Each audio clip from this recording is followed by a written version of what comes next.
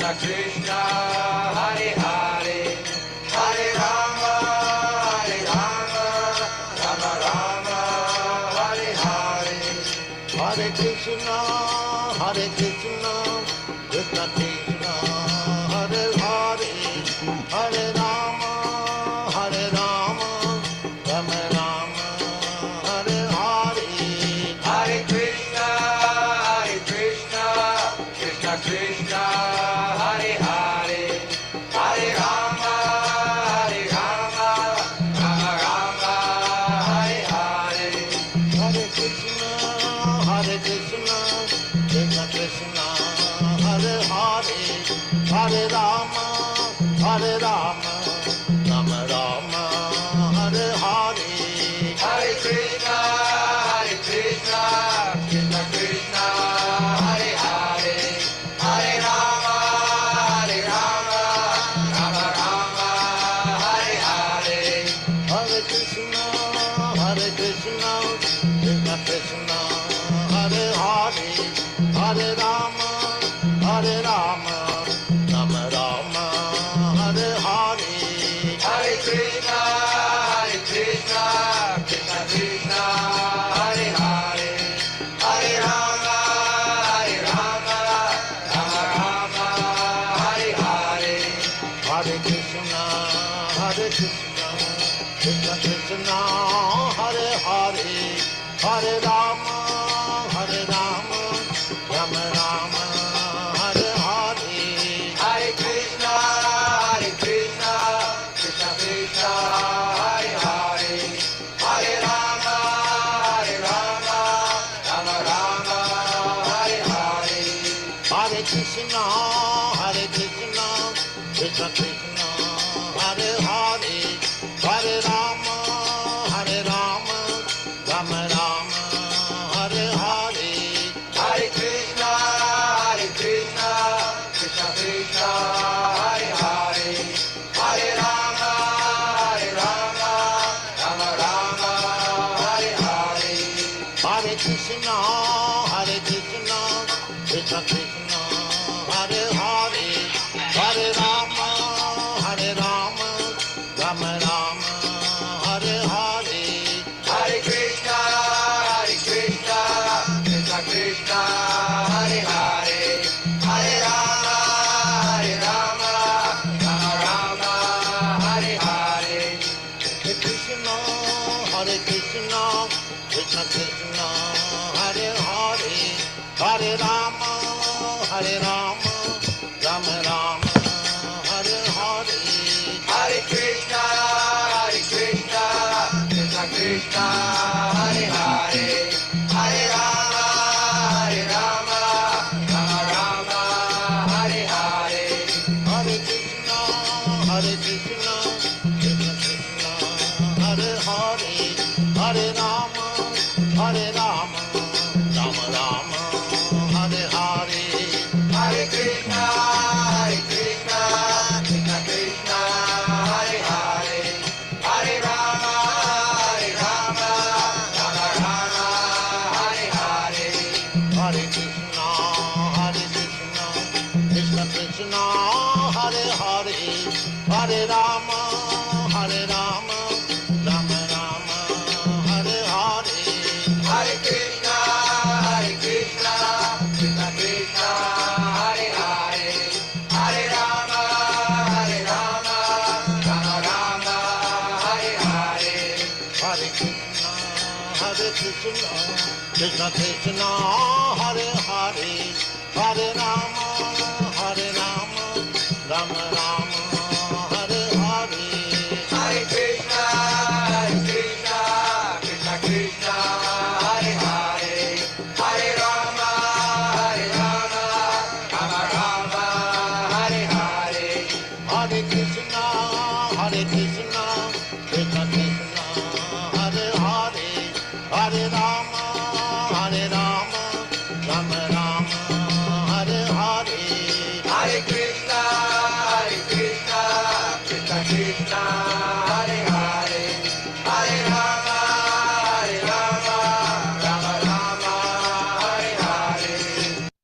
Hare Krishna devotees, please accept our humble obeisances. All glories to Srila Prabhupada. Welcome to this morning's Srimad Bhagavatam class from Canto 3, Chapter 2, and Text 23. And this morning, we're very fortunate to have His Grace Dronacarya Prabhu from ISKCON, Philadelphia, actually the Philadelphia Temple President, to give a class. Hare Krishna Prabhu, please accept my humble obeisances. Please All accept my glories humble to Srila obeisances. All glories to Gurudev, all glories to Srila Prabhupada, Hare Krishna, Harrisburg family. It's great to be with you on Monday morning. It's raining really hard here. It's a very glum Monday morning. I don't know what it's like in Harrisburg, if it's raining or if it's nice. But It's been raining. it's been raining, so Yeah. sometimes it's hard to get moving on a Monday morning. It's after when it's raining. People write songs about it, but in Krishna consciousness, we always have Krishna. We don't depend on the material energy to motivate us. Sunny, rainy, snowy, hot. These things come and go. We tolerate them. We enjoy them for the moments that are there. But we keep moving in our focus on Krishna service. Jaya Radha Madhava Kunja Bihari Jaya Radha Madhava Kunja Bihari Gopi Janavallabha Girivaradari Jaya Gopi Janavallabha Girivaradari Yashodanandana Braja Janaranjana Yashodanandana Braja Janaranjana Jamunatiravanachari Jamunatiravanachari Jaya Radha Madhava Kunja Bihari Jaya Radha Madhava Kunja Bihari Gopi Janavallabha Girivaradari Jaya Gopi Janavallabha Girivaradari Yashodanandana Braja Janaranjana Yashodanandana Braja Janaranjana Jamunatiravanachari Jamunatiravanachari Jaya Radha Madhava Kunja Bihari Jaya Radha Madhava Kunja Bihari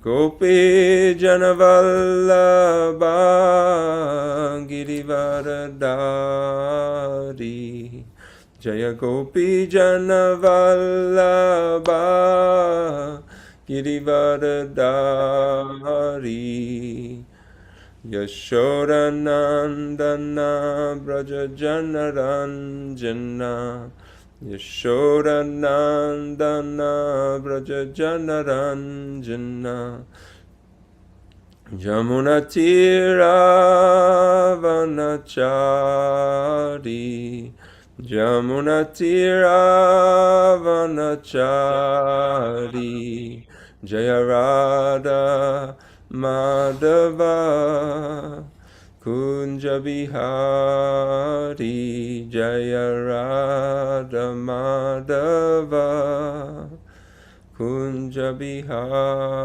Bihari Jayam Vishnupad Paramahamsa Parivrajikacharya Ashotatara Shishimad His Divine Grace Srila A.C. Bhaktivedanta Swami Prabhupada Ki Jai. Jai. Jayam Vishnupad Paramahamsa Parivrajikacharya Ashotatara Shishimad His Divine Grace Srila Bhakti Siddhanta Saraswati Goswami Thakur Maharaj Ki Jai. Jai. Ananta Koti Vaishnavrinda Ki Jai. Namacharya Srila Haridas Thakur Ki Jai. Jai. Prem se kaho Shri Krishna Chaitanya Prabhu Nityananda Shri Advaita Gadadhar Shivasari Gaura Bhaktivinoda Ki Jai. Shri Shri Radha Krishna Gopagopinath Shamakunda Radha Kunda Giri Govardhana Ki Jai. Shri Vrindavan Dham Ki Jai. Navadvip Mayapur Dham Ki Jai. Jagannath Puri Dham Ki Jai. Ganga Maya Ki Jai. Shamuna Maya Ki Jai. Bhakti Devi Ki Jai. Tulsi Devi Ki Jai. Shri Harinam Sankirtan Ki Jai. Grantaraj Srimad Bhagavatam Ki Jai. Nitai Gaur Premanande. Hari Hari Bo. All glories to the assembled devotees. Hare Krishna. All glories to the assembled devotees. Hare Krishna. All glories to the assembled devotees. Hare Krishna. All glories, all glories, all glories to the lotus feet of Sri Sri Guru and Sri Gauranga. Namo Om Vishnu Padaya Krishna Prastaya Bhutale Srimate Bhakti Tirtha Swamini Tinamane Namaste Krishna Padaya Prabhupada Shritatmane Sri Guru Karuna Shakti Bhakti Tirtha Swami Tinamane. Namo Om Vishnu Padaya Krishna Prastaya Bhutale Srimate Bhaktivedanta Swamini Tinamane. Namaste Saraswati Devi Gauravani Pacharine Nirvishesha Shunyavadi Paschatya Deshatarine. Om Namo Bhagavate Vasudevaya. Om Namo Bhagavate Vasudevaya. Om Namo Bhagavate Vasudevaya. Om Namo Bhagavate Vasudevaya. Om Namo Bhagavate Vasudevaya. Om Namo Bhagavate Vasudevaya. Narayanam Namaskrityam Naram Chaiva Narottamam Devim Saraswatim Vyasam Tato Jayam Udirajit Nashta Prayeshu Abhadreshu Nityam Bhagavata Sevaya Bhagavati Uttama Shloke Bhaktir Bhavati Naishtuki. This is a very famous verse in the Srimad Bhagavatam. It's actually one of my favorites. Of course, as we go through the Bhagavatam, we'll find many favorites. But this one, as we'll see, we'll speak about the inconceivable kindness, compassion, and mercy of the Supreme Lord. Aho bakī stana-kāla-kūṭaṁ jighāṁsayāpāyayad apya asādhvī lebhe gatiṁ dhātry-ucitāṁ tato nyaṁ kam va dayāluṁ śaraṇaṁ vrajema.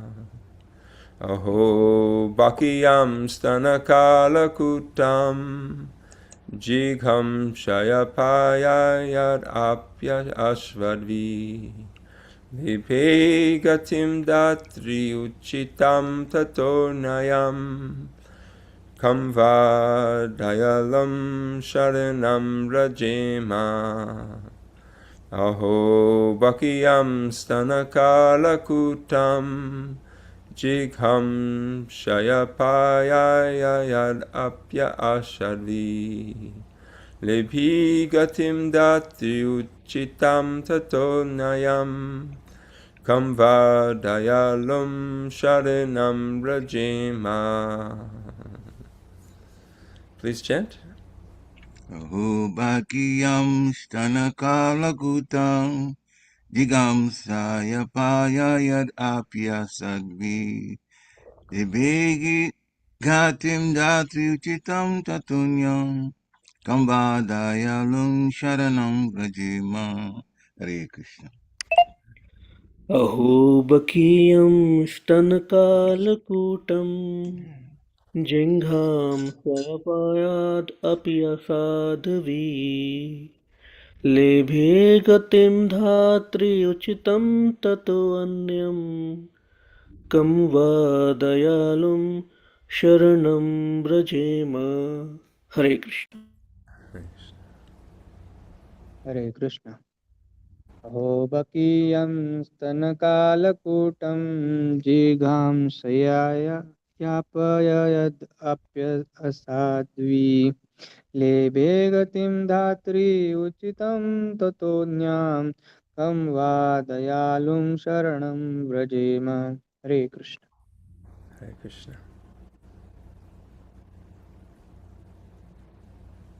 Anyone else?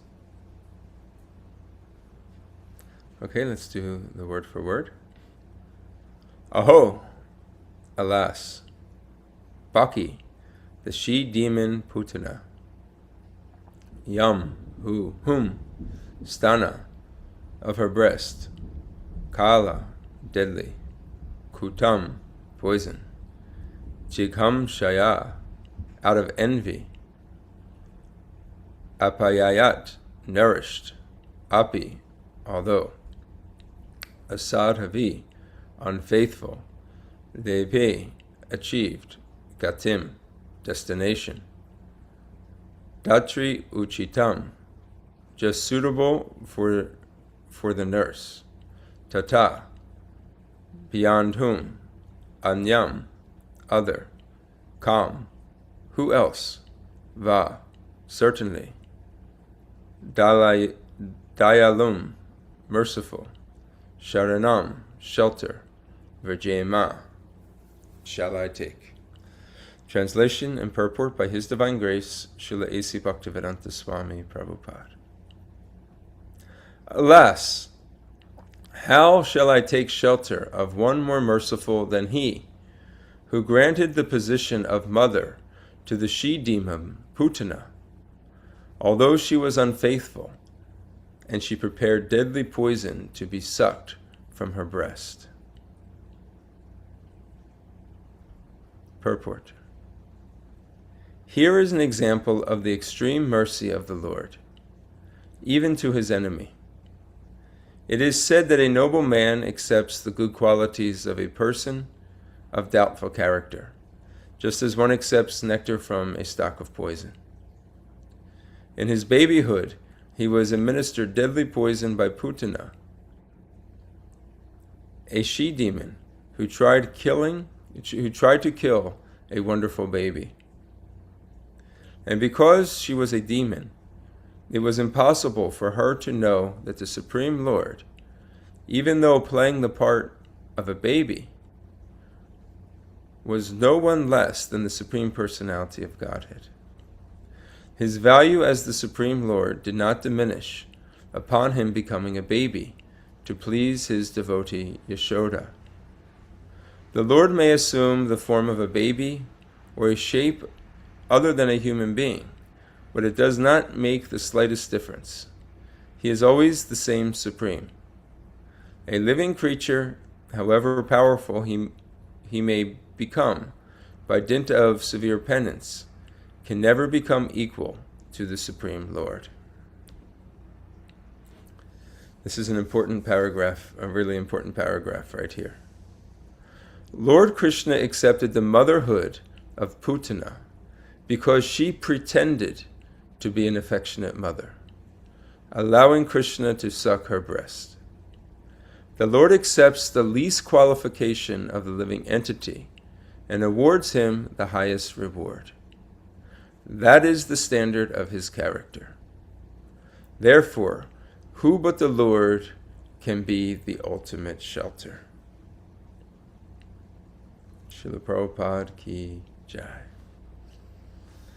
Translation once again.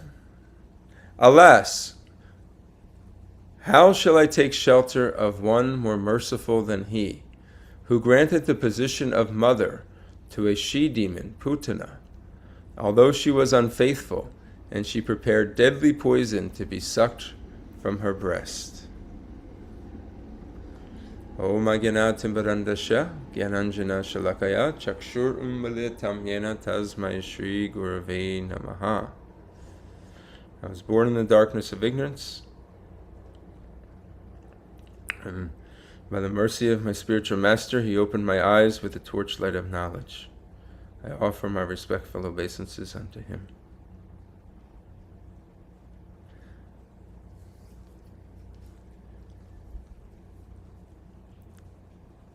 So this is Uddhava speaking to Vidura, and he's speaking in his ecstasies of about Lord Krishna in remembrance of Krishna. And one of his intense ecstatic memories is this relationship that Lord Krishna had developed with Pūtanā. She was a witch, and she was deployed by Kamsa. Kamsa was really Krishna's uncle, but he was the king. Many of us know the story. He heard that one of his sisters, Devaki, one of her children, was going to come and be the source of his demise, would come and kill him. So he became paranoid that he was going to be killed by one of Devaki's, eighth child of Devaki.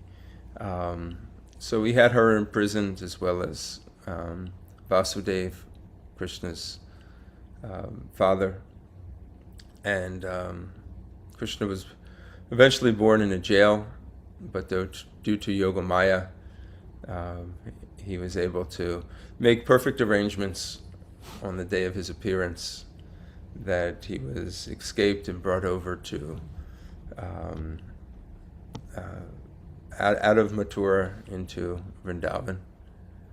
And even within Vrindavan, Krishna moved around several times because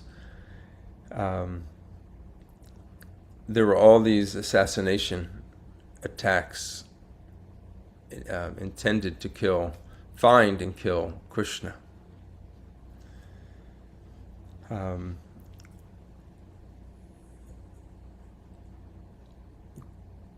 Krishna moved from Mathura to Vrindavan, there's a whole pastime. We'll read about it as it's coming up. But basically, even though Vasudeva, he was very good friends with Nanda Maharaj. So there was an exchange, and Krishna grew up under the care, as accepting his mother and father, Nanda Maharaj and Mother Yashoda. And right from the very beginning of Krishna's arrival in Vrindavan, he was under attack, because Kamsa was so determined that to kill the children, and he didn't know which, any child that was born of that short time period, he wanted to be killed. And there was a demoness, a witch, by the name of Pūtanā. Her demoniac power, like we talk about people's superpowers, people say, what is your superpower? Her demoniac power was that she killed babies.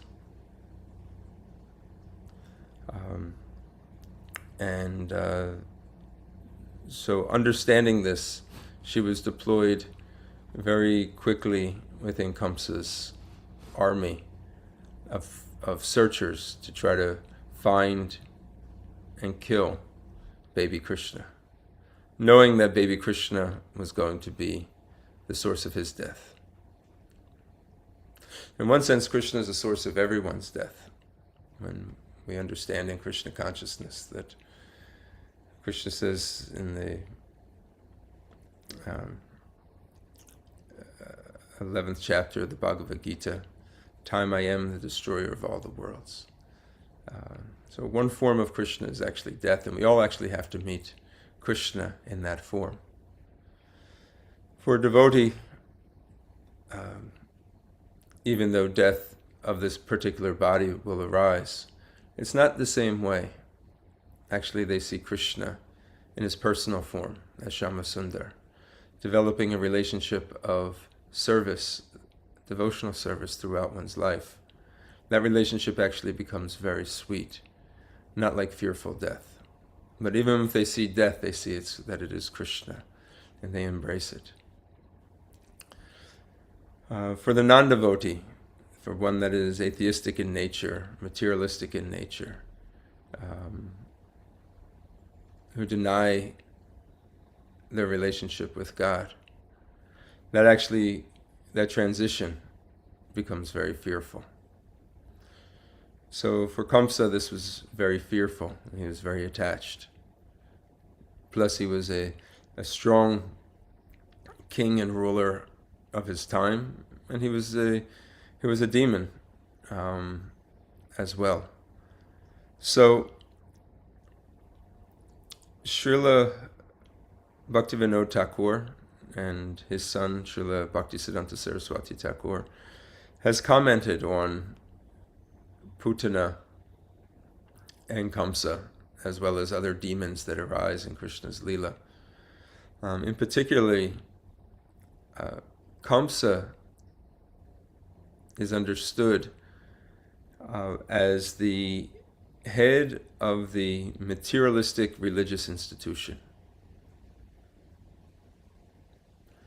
A materialistic institution is one that may, on the surface or in the exterior, promote spirituality through religious rites, through following certain rituals and customs, different types of social order, but actually through that practice actually keeps one embedded in the material world, thinking that they actually deny the relationship with God by trying to experience the kingdom of God without recognizing and serving and giving homage to the Supreme Lord. It becomes degraded as materialism, as an extension of an unfulfilled false ego. And Kamsa is the head of this particular institution. It's actually to keep out and to kill any traces of genuine devotion to the Supreme Lord. And the first person that Kamsa uses in his line of defense is the false guru, the false teacher, the false prophet. And Pūtanā represents, in her form as a witch who goes around killing babies, she represents the false guru.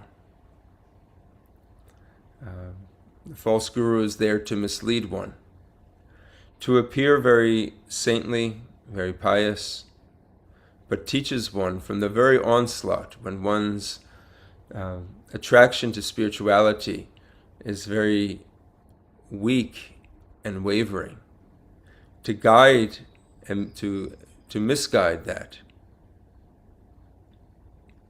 and to destroy the devotional creeper from the moment it begins to sprout.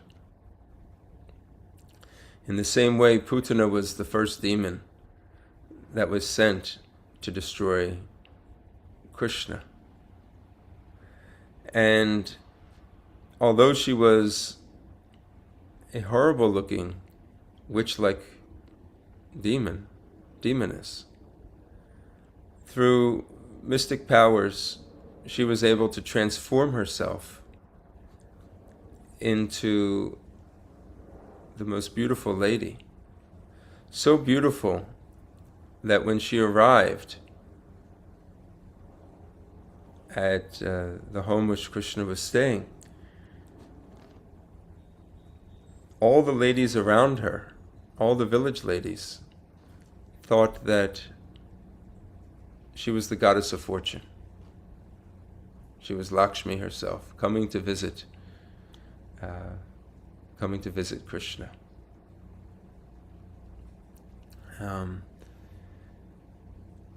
But she had the intention of killing Krishna. And that's what's so dangerous, is that you may look one way externally, but the internal intention, if the internal intention is to destroy, sometimes that can go undetected unless one knows the symptoms. And we see the world oftentimes becomes plagued with these individuals. They get large followings, people send them large sums of money, only to let them down, because their intention is only to exploit. They have fall downs in terms of exploiting women and men, sometimes even sexually, financially, psychologically, only for their own pleasure. And in doing so, they destroy whatever faith that person has. Pūtanā appeared as if she was going to help, serve, love, and nurture Krishna. I use the word in this verse, apāyayad, nourished. She came to nourish a child when they're first born. Their only nourishment is the breast milk. They don't eat solid foods. And that is done with the affection of a mother. So by Krishna's arrangement, she was able to be received by Mother Yashoda and other of the cowherd women that were there. And we can understand that they must have been very protective, as a parent is protective of the young children.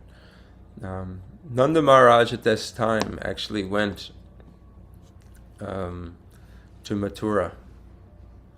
He wasn't present, but he was quickly sent back after finishing up his business there. Vasudev, sent him back, hearing that there were troubles that were arising, and could potentially be there in Gokul, Vrindavan. But during this particular pastime, Nanda Maharaj, Krishna's father, was not there. So Krishna allowed this to happen. So Pūtanā was able to, by her overwhelming beauty, her charisma, her presence, she was able to go in and have darshan of Krishna. She smeared deadly poison on her breast, and knowing that the baby, if given the opportunity to suckle and take the breast milk, he would do so. So she gradually pulled Krishna to her chest, and Krishna, being the Supreme Personality of Godhead, attached his lips to her breast and began to squeeze and suck. And she let out a ferocious sound. And gradually, her life air began to leave her body. He sucked her life air out of her body. Gradually, now this pastime is described in the 10th canto, 6th chapter of the Srimad Bhagavatam. It's a good one, especially now as Janmashtami is coming up. We read more about Krishna's childhood pastimes. this is the culmination of this, how she came with the most ill intention. What can be more demoniac than to try to kill a baby child? Posing that I'm a person of trust, that I can give you nourishment, but really I'm trying to give you poison.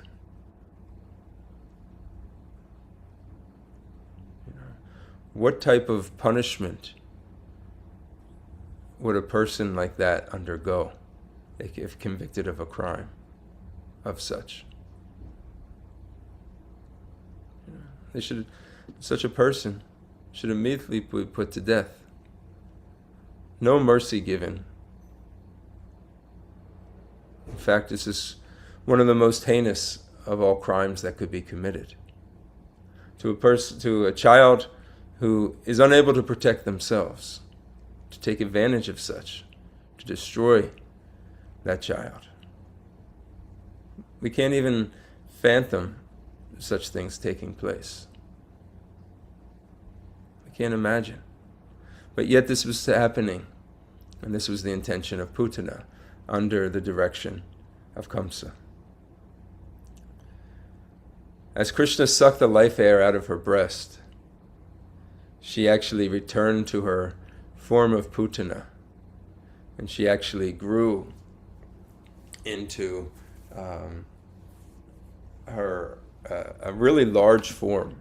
Srimad Bhagavatam says it was 12 miles long, which is humongous, and she fell, and when she actually just wandered outside and fell down, I mean, the whole ground shook like an earthquake. It was noticeable. Then all of a sudden, everybody from the whole village and nearby towns came running to see what had happened. And there's baby Krishna laying on top of her, playing. Later, when Nanda Maharaj came, they didn't know what to do with the body, so they began to cut up her body. And they began to burn it. And you would think that such a body, when you burn her body, she was a demon. She had poison. Not just poison on her breast, but she had her attitude was poisonous. The intention, the blood that ran through her veins was poisonous. I want to read a verse from the 6th chapter of the 10th canto. This is number 34. Because of Krishna having sucked the breast of the Rakshashi, Pūtanā, when Krishna killed her, she was immediately freed from all material contamination. Her sinful reactions automatically vanished, and therefore, when her gigantic body was being burnt, the smoke emanating from her body was fragrant like a guru incense. Srila Prabhupada mentions in this purport, he says, such are the effects of Krishna consciousness. If one somehow or other becomes Krishna conscious by applying his senses in the service of the Lord, one is immediately freed from material contamination. Then he quotes Srimad Bhagavatam, 1st canto, 2nd chapter, verse 17. Shinvatam swakata Krishna punya shravana kirtanam. Hearing about the activities of Krishna is the beginning of purified life. Punya shravana kirtana, simply by hearing and chanting, one becomes purified. Therefore, in discharging devotional service, shravanam and kirtanam, hearing and chanting is most important, as well as engaging one's senses in rendering service to the Lord. This is called bhakti. When Pūtanā was somehow or other directly or indirectly, induced to render some service to the Lord by feeding him her breast, she was immediately purified. So much that when her nasty material body was burnt to ashes, it gave off a fragrance of a guru, a most agreeable scented herb. Now, what we can take from this is that we too are full of material contaminations. We also have, Srila Prabhupada uses the word nasty. We were born in the darkness of ignorance. We were born in this material world, and that's what this material world is full of. Selfish, egotistical, self-interested motivations. But by coming in contact with Krishna, in whatever form that takes, Pūtanā had the benefit of actually touching Krishna's body, having Krishna's lips touch her body. We have another process in which we touch Krishna, and that is in the form of hearing and chanting about Krishna, rendering different forms of devotional service to Krishna, which is just as purifying as Krishna's direct touch. So it is not that we are without this level of association. In fact, this chanting of the Hare Krishna Mahamantra is the most direct and immediate form in this age of Kali, which we can actually experience Krishna directly. Shrinvata swakata Krishna punya shravana kirtana. We become purified, just as Pūtanā was purified by coming in contact with Krishna through devotional service. What is most astounding out of all of this is that you may think that may be true if we come to Krishna with the best of intentions. When we hear and we chant, when we serve Krishna. But what if we have some envy in our hearts? How does Krishna view that devotional service? And this is, I think, an important lesson that oftentimes, as material beings, or spiritual beings, but in a material consciousness sometimes, looking for reason, looking for justifications, can easily be overlooked. We see things oftentimes from our point of view, how we would judge people, how we would see people. This verse actually gives a glimpse into how Krishna sees it. Jighāṁsayāpāyayad, out of envy, she had smeared poison, deadly poison, on her breast.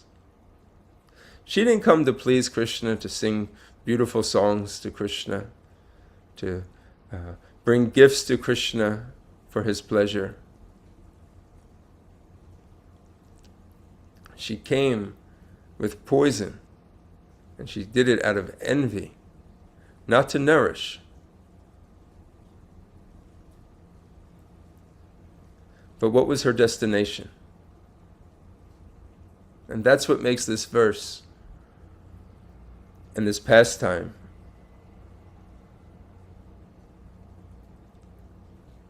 so memorable, and should really etch it within our consciousness.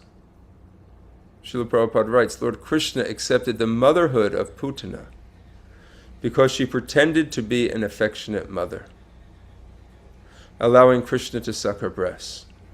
The Lord accepts the least qualification of a living entity and awards him the highest reward.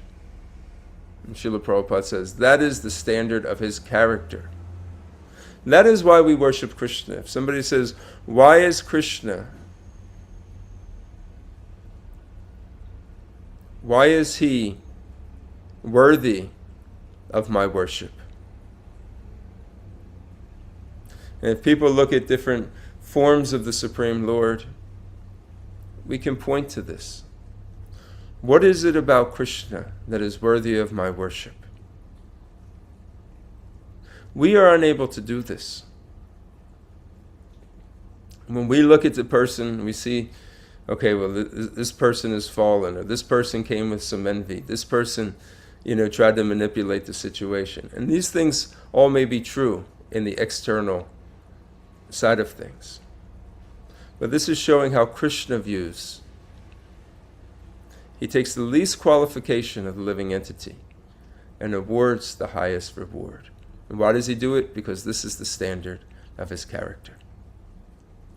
And Srila Prabhupada says, therefore, who but the Lord can be our ultimate shelter?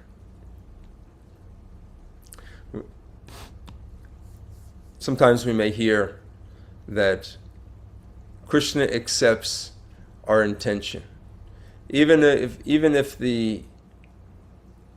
what we're offering may have some flaws to it.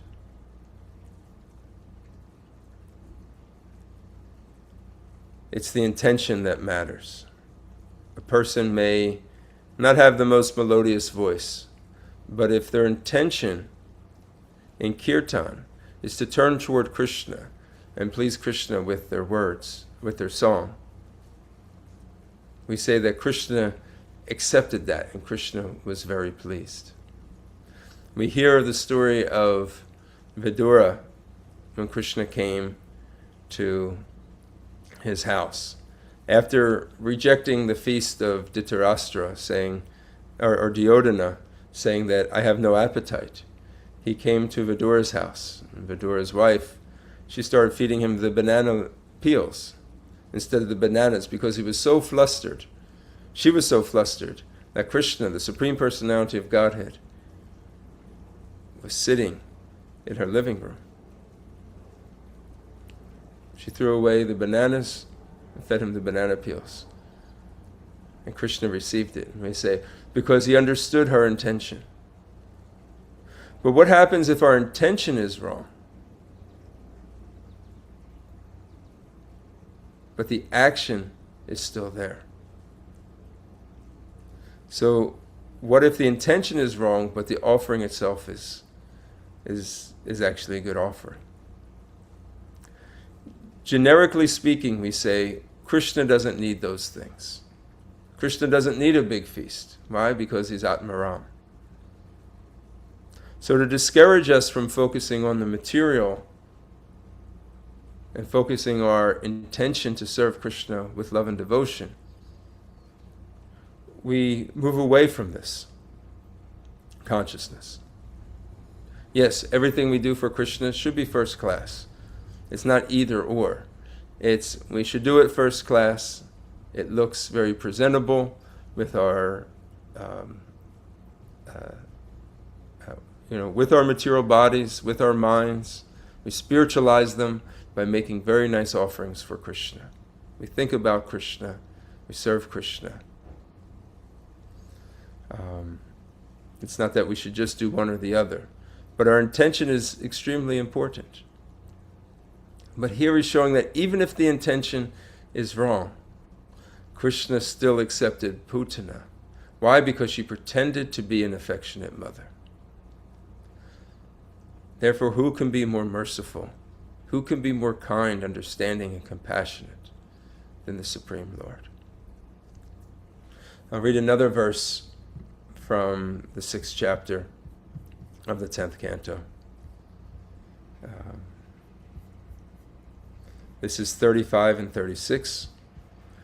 Pūtanā was always hankering for the blood of human children, and with that desire she came to kill Krishna. But because she offered her breast to the Lord, she attained the greatest achievement. What then is said of those who had natural devotion and affection for Krishna as mothers, and who offered him their breast to suck, or offered something very dear, as a mother offers something to a child.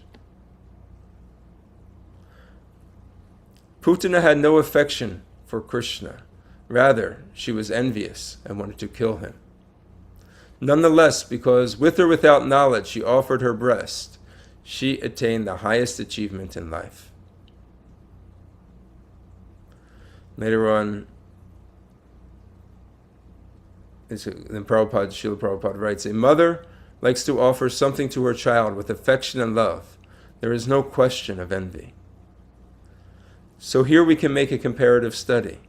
If Pūtanā could attain such an exalted position in spiritual life by neglectfully, enviously making an offering to Krishna, what is to be said of Mother Yashoda and the other gopis who served Krishna with such great affection and love, offering everything for Krishna's satisfaction? So this should give us hope. Hope is a very important part of spiritual life, because we don't necessarily always feel the results immediately. They're there, but sometimes patience is required to watch bhakti unfold within our lives. Sometimes we fall short of the vows we may take, of the expectations we place on ourselves, of the qualities we read about in the scriptures. This should give us hope that our efforts are being seen by Guru and Krishna.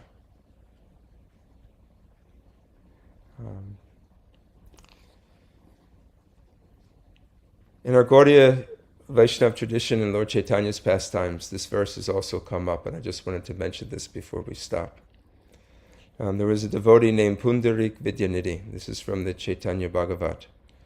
Pundarik Vidyanidhi, he was disciple of Madhavendra Puri, and he was a close associate with Swarup Damodar, one of Lord Chaitanya's most closest associates. So he's very exalted. He came to once he'd come to Navadvip, and Gadadhar Pandit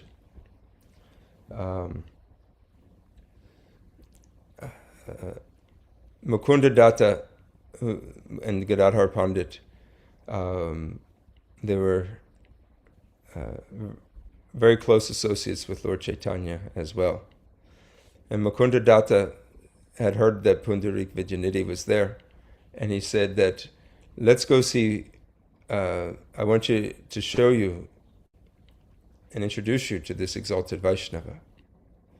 And they arrived there, and to Gadadhar Pandit's surprise, they saw this devotee, but he looked like a materialist. He was sitting with silk garments, on satin sheets, on a bed, chewing this pan, and he had all these decorations around him.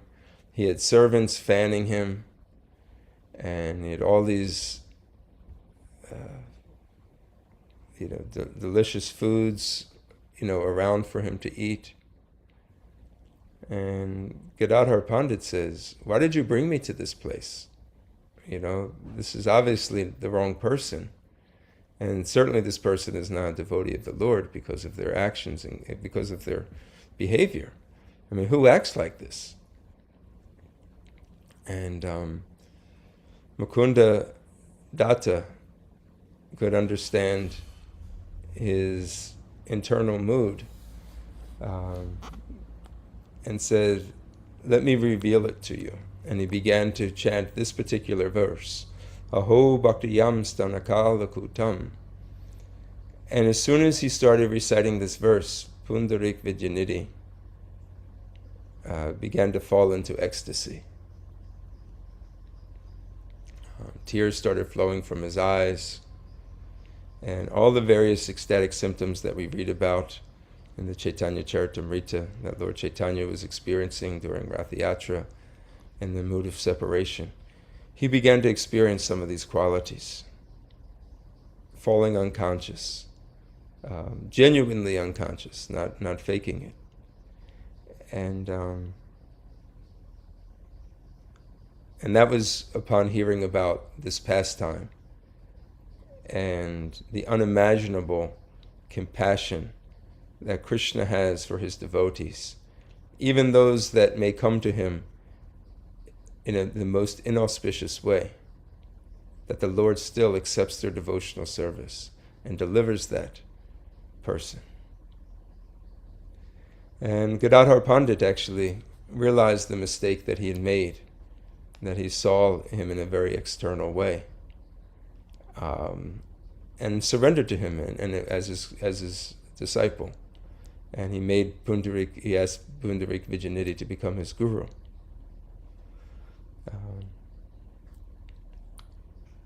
In their eternal identity in Goloka Vrindavan, Pundarik Vijayanidhi is actually Vishnu Bhanu Maharaj, and Gadadhar Pandit is Radharani.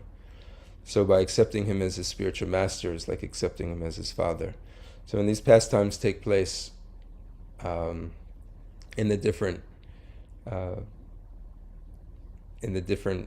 incarnations that Krishna comes in, like in Gaura Lila, we see these connections. They still remain, but they unfold in different ways. And so they reunited as guru and disciple, as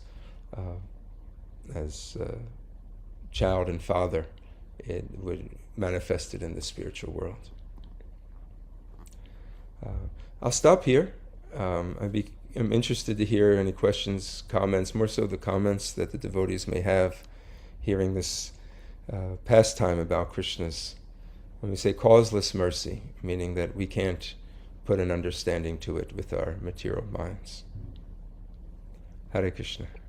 Hare Krishna. Thank you very much for this very nice lecture. And you started by saying that this was one of your favorite verses in Srimad Bhagavatam. And by the time you finished, it was obvious why it was your favorite. It was your favorite. It's very, very, very nice. Devotees, this is the time to unmute yourself. If you have any questions, you have comments, as Dronacarya Prabhu already told you he is interested in the comments. So please make your comments. That does not mean you couldn't ask questions. If you want to, you certainly can ask questions for clarity also. So any questions or comments? Hare Krishna. Damodar, yeah, please go ahead. Hare Krishna. Hare Krishna Prabhu, please accept my humble obeisances. All glories to Prabhupada. All glories to the devotees on the call. Thank you, Prabhu. Thank you for a very nice class. I thought this verse was in 10th canto. I've heard this one. But anyways, it's a very nice verse. Yeah. Gives a lot of hope and faith. One thing that I was remembering, like you said that we come with a lot of impurities in Krishna consciousness, and the process will purify us. Sometimes it happens that I think like nothing is going ahead, know, in the process, like nothing is happening. So I become like impatient, and we try to give it up. This is like something. This verse is like uh, a positive hope that, like, whatever impurities we might have, just the thought that I want to offer something to Krishna will, like, it's a purification of our heart, and it's a purification of maybe just the existence itself, our existence in the material world. Yeah. Actually, I still have a question that sometimes what happens is, uh, instead of becoming patient, we become complacent. So I wanted to hear more from your realizations about the difference between patience and complacency, and how to become not how not to become complacent? Complacency means that we, really stopped acting with enthusiasm. I think it's the third verse of the Upadeshamrita. Rupa Goswami, he describes that these two things actually have to coexist together. That in our attitude, in our behavior, making it favorable for devotional service. We have to have patience, but we also have to simultaneously act with enthusiasm. And that's the part where complacency, that's the part that's missing from complacency, is that you continue to act with enthusiasm. Patience is, okay, every day I'm getting up, without becoming discouraged, but I'm acting with enthusiasm. I'm performing my sadhana, I'm performing my service, I'm reading. Whether there's a tangible result that I'm getting or not, I'm doing it regardless, because it's for my purification as well as for the pleasure of the Supreme Lord. Sometimes we can't see the results right away, but that doesn't discourage us. We still continue to act with enthusiasm. And that enthusiasm comes as we develop, one, knowledge of the process and of the Supreme Lord, as well as we follow the orders of the spiritual master. We take some vow or commitment. These vows shouldn't be taken.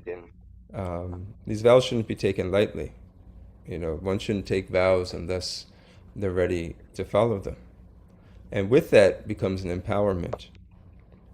When one actually begins to follow vows, you actually begin to get mercy of the Lord. And the spiritual master, more importantly, in this case. Because the spiritual master is revealing us to Krishna and engaging us with the proper mentality in Krishna's service. So with complacency, we lack the element of enthusiasm.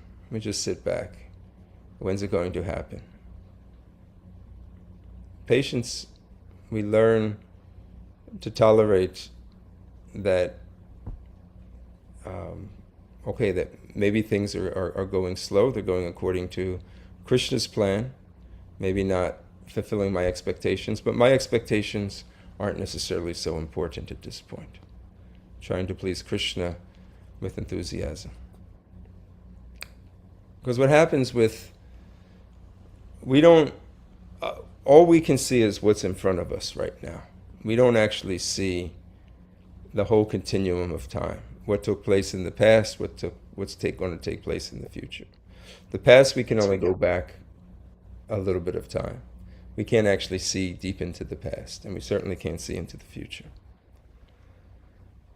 And with that should also bring a contentness to be patient. I don't see everything. All I can see, I want it now. Sometimes that's not what's best for us. Sometimes Krishna needs to put us through certain situations for us to understand certain principles of life. But we have to continue to move forward with enthusiasm.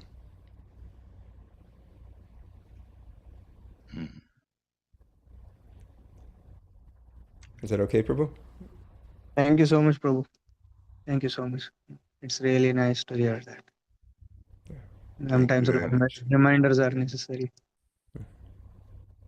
Thank you very much. I have just question, but it's just basically a reminder again. Just remind me about that past time when Pundariki was visited.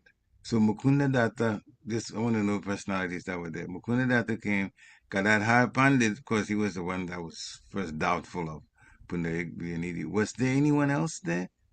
Swami Damodar was there? Or he wasn't? I'm not sure. I'll have to go back and look and Okay. see. Well, I'll have to check on that. I'm sure Mukunda Datta was there because he was the one that sang this particular this shloka. Yeah. Definitely Pundarik Vidyanidhi was the one they visited. And Gadad had one that doubted Pundarik. So that puts the three of them definitely there. Yeah. And when you were talking, I had mentioned Swami Damodar too, so I was wondering whether he was there also. Yeah. But yeah, we can look back on it. I read that he was a close associate of Pundarik Vijayanidhi. That Yeah, they were close. yeah. Very So close, actually. yeah. Very Uh, close. Because at the very last episode, if you like, or pastime of Chaitanya Bhagavat involves Pundarik Vidyanidhi and Swaru Damodar. It is very funny. But but that doesn't relate to this one unless the boys simply want to hear it and I can talk about it. But um that's up to you. But yeah, they are very close. Hare Krishna. Do you have any reflections, Pariksha Prabhu, on this particular verse and Um insights into just because in one sense we kind of see things like we look at it like we have to like earn our our reward from the Lord. You know, this is like a very kind of natural materialistic way of looking at things. You know, how can a demon who's going to try to kill Krishna, how can Krishna not just liberate this person, but treat her as an eternal mother? hmm. You know, Okay, maybe how can we understand this from a yeah. material, um, from our material minds? Because it defies the element of justice. It defies the element of, you Mm-hmm. work for a particular reward. Yeah. You know, it's like rewarding bad. We hear like, you can't reward bad behavior because it'll only continue to produce more bad behavior. Yeah. This is the way we're trained in our systems of this world. And then we hear Mm. this pastime, and it's completely diametrically opposite, showing that beyond whatever we conceive in this world is, the compassion of Krishna, which is uncomparable to anything that we experience. Yeah. Well, yeah, if you accept my humble obeisances, dear devotees, all glories to your Prabhupada. Um, I think it has to do with the backstory behind this, who Pūtanā was. Um, Pūtanā's previous life, he was called Ratnamala. It's also in Chaitanya, it's actually in Garga Samhita, Ratnamala. And she was the daughter of Bali Maharaj. So when Vamanadev came, the Lord as Lord Vishnu as in his dwarf form looked very, very, very pretty. Ratnamala, as the daughter of Bali Maharaj, fell in love with the Lord.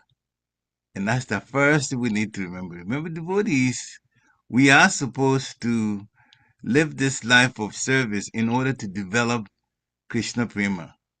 Ratnamala, Putana's previous life, fell in love with the Lord. So he was already at Krishna Prema.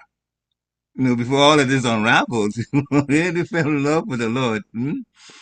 And so when Vamanadev, as the dwarf, begged for 3 steps of land, and Bali Maharaj, went to the whole thing. Sukracharya was Krishna Master says, "Don't give it," and then no, no, no, no, no. Bali says that if Sukracharya, you're telling me that this dwarf is the Supreme Lord Himself, why would I disobey? So then Bali Maharaj said, "I will give him the land," but then when he said that, the Lord, Vamanadev, expanded himself, and only 2 steps out of the 3, he covered the entire universe that that Bali Maharaj had captured. So that upset Ratnamala, the daughter. That upset Ratnamala. And that's when after she got upset, and then she said, I would really, that she's gone from loving him to trying to do something harmful to the Lord. And so in the next life, the Lord did not ignore the fact that Ratnamala Pūtanā had fallen in love with him first when he was a dwarf. That part he didn't, and that's why he allowed this whole, idea of, in the end, Pūtanā got a chance to be a nurse for the Lord. We can't ignore the fact that Pūtanā in that previous life fell in love with the Lord when he saw him the first time, a thing that we're trying to do. So that's the key. The key is Pūtanā did, in fact, in his previous life, fall in love with the Lord at first sight. So that I think that's the backstory. That's what makes it like that. Otherwise, people who don't like the Lord, like Kamsa, Krishna just kills them outright. He doesn't give them a chance to go to this. Yeah.